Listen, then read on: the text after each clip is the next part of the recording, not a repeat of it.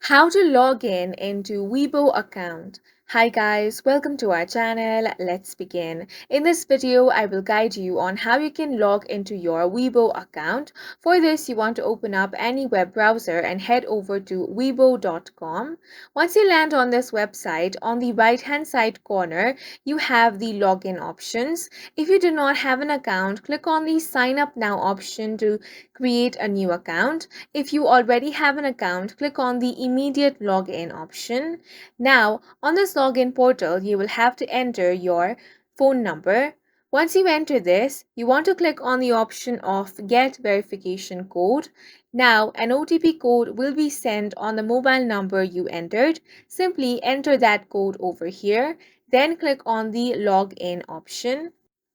You can also scan this QR code from your mobile app and easily get logged into your account. Another way to log in is to click on the account login option. From here, you can enter your mobile number or email address, then enter your password. If you have forgotten your password, click on the forgot password option. Once you have entered all the details, click on the login option. And that's it for this video. If you found it helpful, please make sure to hit the like button and subscribe for more videos like this.